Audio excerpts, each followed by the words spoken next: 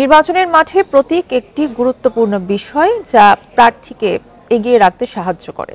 তাই জোটের পছন্দে প্রার্থীর প্রতীক নির্ধারণের পক্ষে বিএনপি। এ বিষয়ে আলোচনা করতে শাহজালাল বিশ্ববিদ্যালয় থেকে যোগ দিচ্ছেন পলিটিক্যাল স্টাডিজের অধ্যাপক শাহাবুল হক।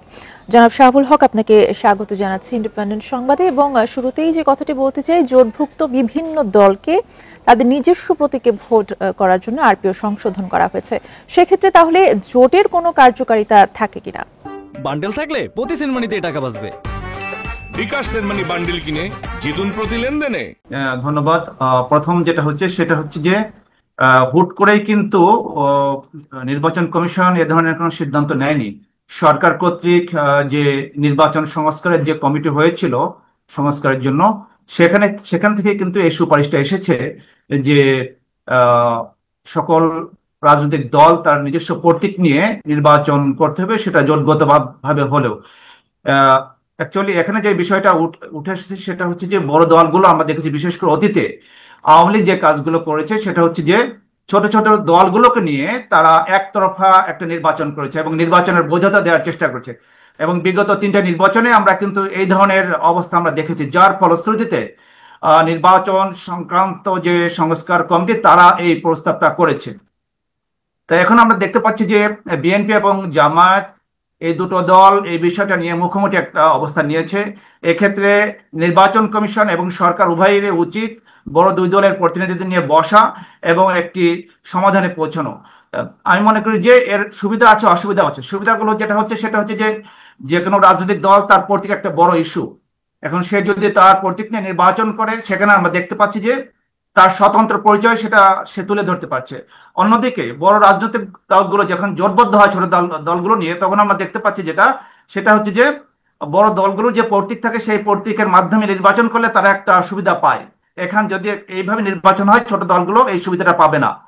এতে জোটগত হবে বা জোটে যারা অবস্থান করবে তাদের একটা ক্ষতির সম্মুখীন আছে। এখানে দুটো বিষয়ই আছে। তার ফলশ্রুতিতে আমি মনে করি যে একটা আলাপ আলোচনার মাধ্যমে এই বিষয়টি একটি সমাধান হওয়া উচিত। বলছিলেন যে বিএনপি এবং জামায়াত কিন্তু এখন মুখোমুখি অবস্থান করছে। বিএনপি কিন্তু বলছে যে অজনপ্রিয় বা ছোট রাজনৈতিক দলগুলো জোটের প্রতীকে নির্বাচন করলে তারা এগিয়ে যেতে পারবে। এই বিষয়ে কি বলবেন? না, এখানে তো প্রত্যেকটা রাজনৈতিক দল তার সুবিধা দেখবে এবং রাজনৈতিক দলের প্রধান উদ্দেশ্য হচ্ছে তাদেরকে ক্ষমতায় যাওয়া। তা এখন যারা যেভাবে সুবিধাটা নিতে পারে, এখন বিএনপির পক্ষ থেকে এটা জোরালোভাবে বলা হচ্ছে, কারণ হচ্ছে বিএনপি জোটগতভাবে নির্বাচনে যাবে, সেই কারণে এই বিষয়টা বলা হচ্ছিল। বাট অন্যদিকে জামাত যেটা বলছে সেটা হচ্ছে যে তারাও কিন্তু জোটগতভাবে নির্বাচন করছে। আমরা যেটা দেখছি তারাও কিন্তু ডিক্লেয়ার করছে এবং ইতিমধ্যে তারা 7টি রাজনৈতিক দল নিয়ে একটা আন্দোলনও আছে। এখন এখানে দুটো বিষয় স্পষ্ট। ছোট দলগুলো যদি জোটের নির্বাচন করে তাহলে জোটের যে লিডিং যে পলিটিক্যাল পার্টি তাদের প্রতীক নিয়ে ইলেকশন করতে হবে। এবং আমি মনে করছি যে বিএনপি যেটা করছে এটা তাদের সুবিধা আদায়ের জন্য এটা করছে। এক্ষেত্রে কিন্তু জামায়াত আরো বলেছে যে আগের পদ্ধতি ভুল ছিল বলে আরপিও সংশোধন সমর্থন করছে দলটি। আপনার কি মনে হয় এই বিষয়ে? না, ঠিক আছে, জামায়াত যেটা বলেছে, জামায়াতও তার নিজস্ব সুবিধার জন্য এই কথাটা বলেছে। বাট জামায়াত কিন্তু অতীতে আমরা দেখেছি যে যখন বিএনপি এবং জামায়াত একসাথে নির্বাচন করেছে তখন কিন্তু জামায়াত ধানের শীষ নিয়ে নির্বাচনে দাঁড়িয়েছে। বিষয়টা কিন্তু আমরা কিন্তু দেখেছি।